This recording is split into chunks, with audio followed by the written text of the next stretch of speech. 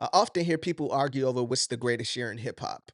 Some people say it's 88, no, it's 94, no, it's 96, it's 99. So, what I decided to do was go through some of these years in hip hop and see what's actually the greatest year.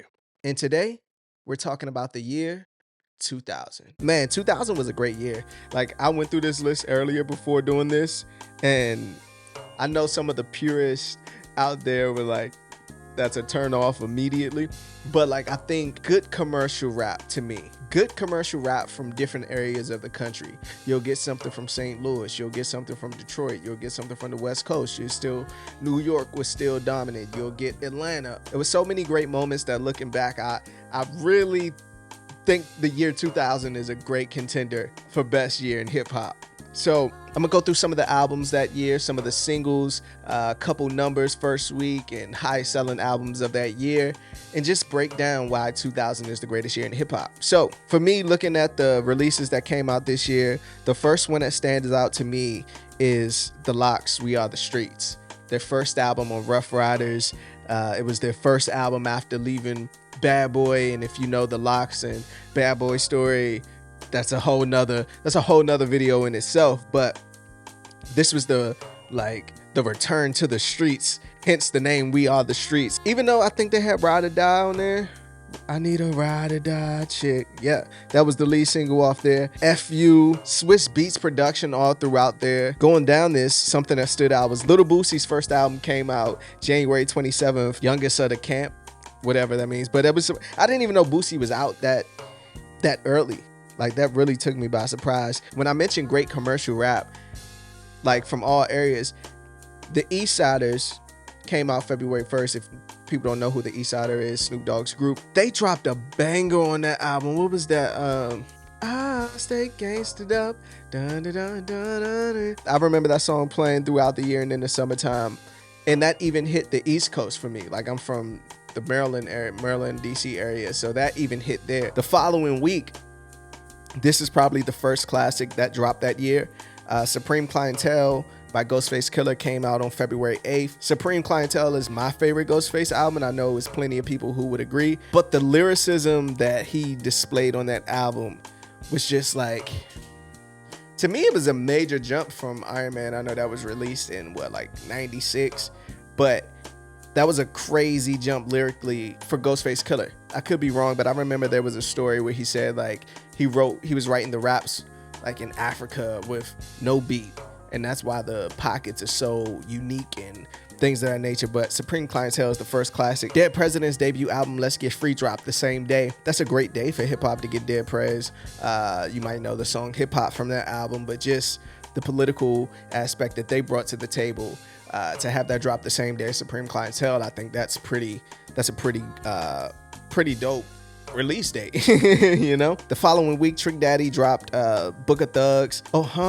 Okay. Like, see even that, like the great commercial rap that came from Miami. I forgot to even mention that. Like, Trick Daddy run was just starting at that moment. He didn't even drop I'm a Thug yet, I don't think. Commercial rap was just like really, really great songs, like, and propelled these artists to go platinum. And this is probably like one of the highest years in hip hop, with just like money was just flowing through and artists were really selling records.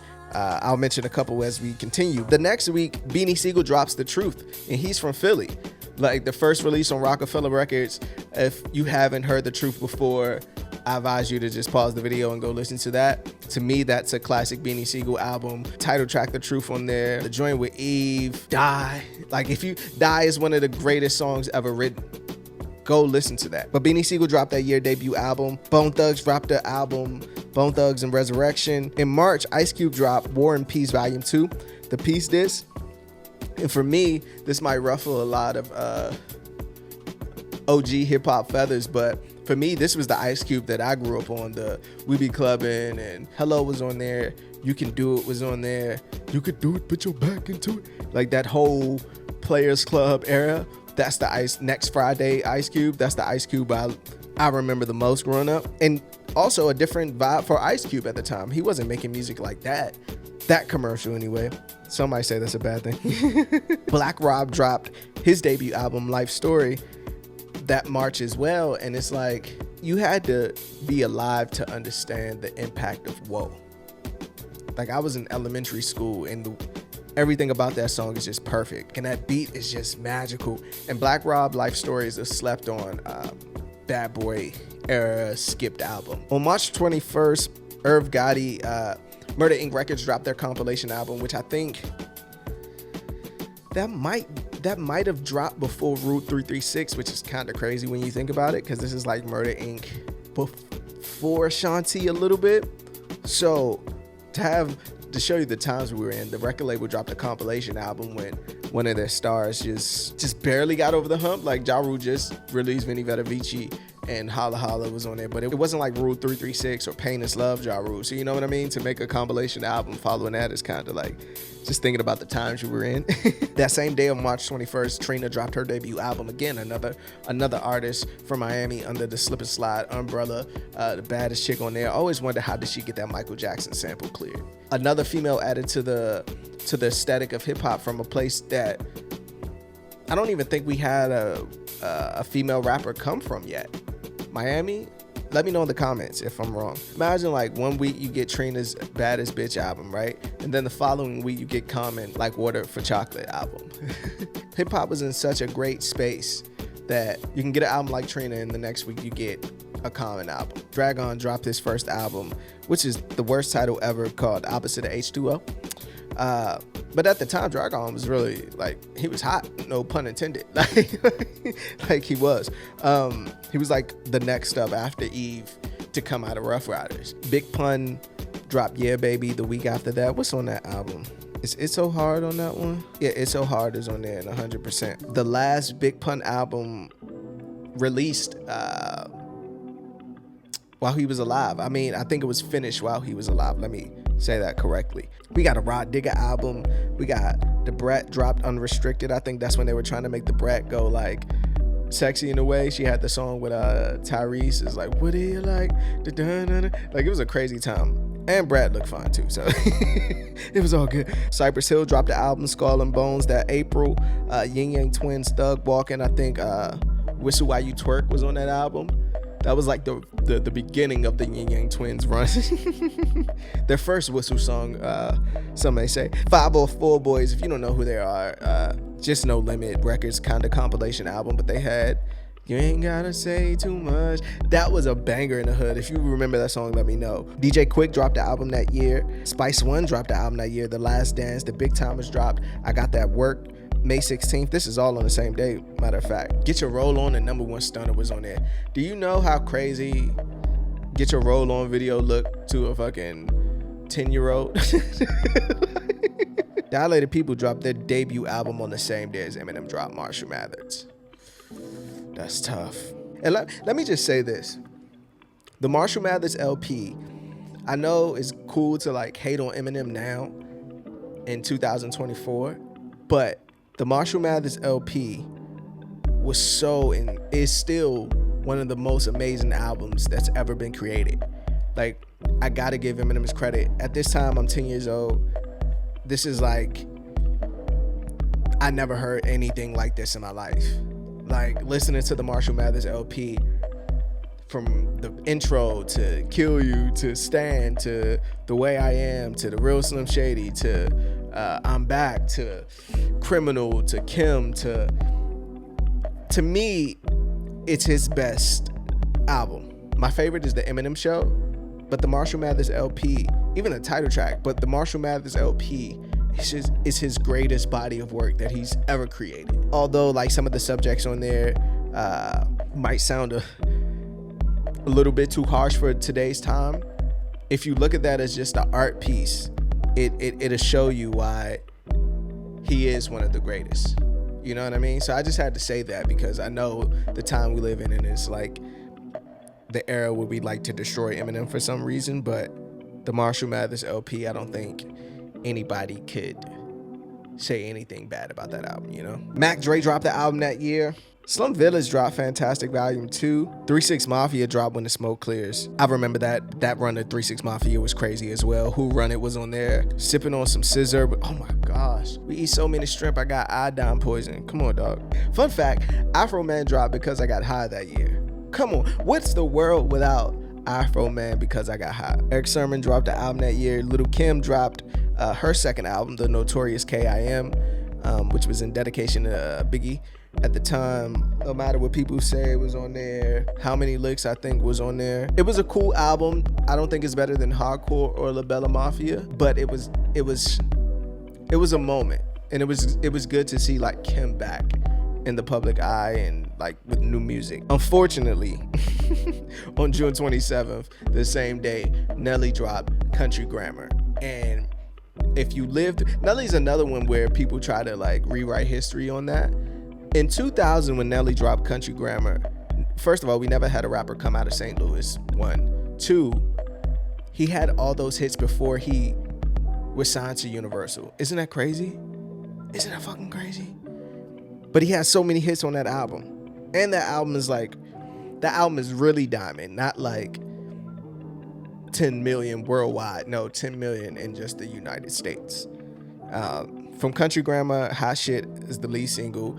E.I., Ride With Me, Batter Up, and You Can Find Me in St. Louis, where they're gonna play, right? Man, that album was such a moment. Like, as a kid, you gotta understand, that was like some of the coolest shit ever.